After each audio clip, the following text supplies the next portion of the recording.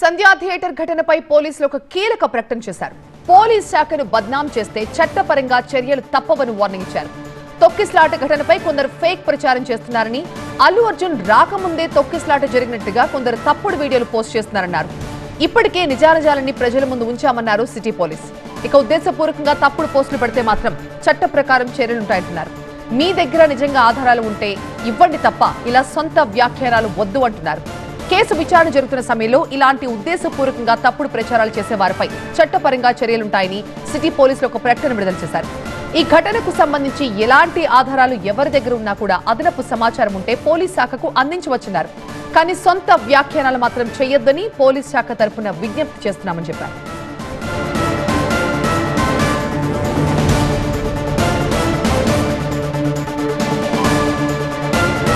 సంధ్యా theatre ఘటనపై పోలీసులు కీలక ప్రకటన ఇది. పోలీస్ శాఖను బద్నాం చేసేలాగా కొంతమంది ఫేక్ వీడియోలు పోస్ట్ చేస్తున్నారు.